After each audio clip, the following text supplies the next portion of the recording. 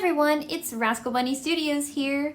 Today I wanted to make an analysis video on Bendy and the ink machine. Since our little devil darling is coming back for a movie, I thought it might as well be time to brush up our ink. So let's dive right into the inky depths of this world. If you're around the internet in 2017, chances are you have heard of an indie mascot horror game by the name of Bendy and the Ink Machine. Bendy was released its first chapter on February 10th, 2017. Its unique art style caught the eyes of many creators in the horror community, hence why it became so popular. It sold over 1.1 million copies worldwide and quickly became a classic. Now, Bendy is loved by people around the world. I myself love Bendy. It was the first community besides Five Nights at Freddy's that I grew up in. I loved the comic dubs, the animations, and tons of theories about it. Now, Bendy is... wait, what? It's 10 years old? Wow, now I feel old. Anyways, besides loving the game, there is something that I hate about the game. I know, shocker. That would be the writing of the characters. Don't get me wrong, there are some well-written characters such as Susie/Alice, and no, that's it, it's just Alice. Now, let me make something clear. This is just my opinion. If you like how these characters are written, that is totally fine. This is just how I feel. Now, sit back, relax, eat some bacon soup, and snuggle your Bendy plush close, and let's dive into the inky depths of Bendy's character problem.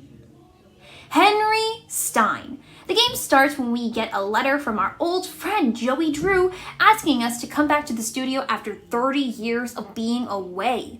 Our main character is named Henry Stein, and my first problem is why he came back to the studio. For me, it doesn't make sense for Henry to get just one letter and then drop everything just to head back to the studio on a dime. It would have been more compelling to me if maybe Joey was holding something over Henry's head or something. But no, we just get one letter and drop everything for Joey. It doesn't make sense to me. Another problem I have is there's nothing sympathetic about Henry. We don't get truly attached to a character for no reason.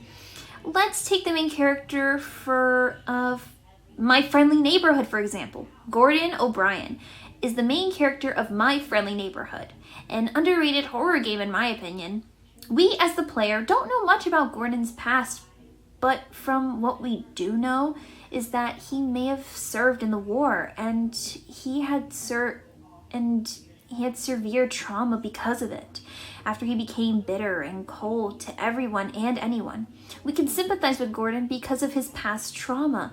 Sure, we aren't given much, but we know enough to get attached to the character, to try and understand what he's going through. So if anything happens to him, we worry about him.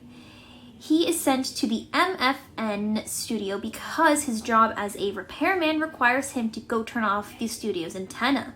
We are given a reason to go to the studio, but in Bendy, besides the letter, there is no reason as to why Henry goes back to the studio, other than we have to, or else there would be no game.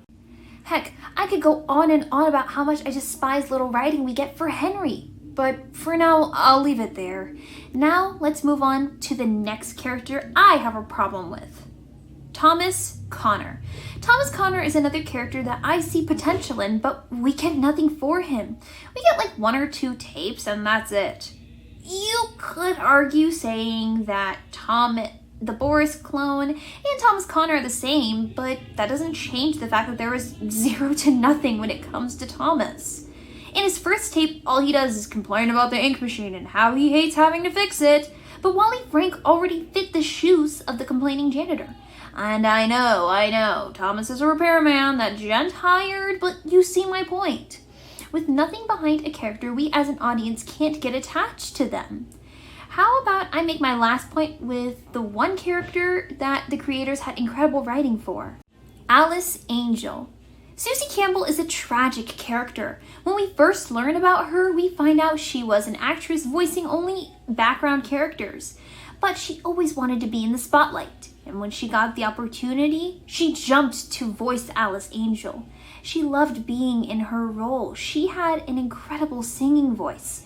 But when she learned she was going to get replaced by Joey for another, younger and even more beautiful actress, she pegged no and pleaded with Joey to not get replaced. He took advantage of this and promised her that she would have the role forever.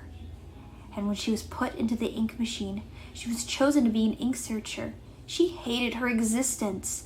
But then, when she went back through, she became Alice, the role she felt that she deserved. However, Bendy, Ink Demon Corrupted, whatever you want to call it, touched her, turning her into a twisted version of the character she loved so much. So, she became desperate, wanting, no, needing to be perfect again. When she is eventually killed by Alice and Angel, the same actress that took everything from her, now took her life. And that is the best written character in Bendy and the Ink Machine. But anyways, what were your guys' thoughts? Let me know down in the comments below. Tell me what you think, who your favorite character is. Tell me why you feel my opinions are the same or different as yours. Let me know, and I hope you all have a fantastic day. Goodbye, my little rascals. I'll see you all next time.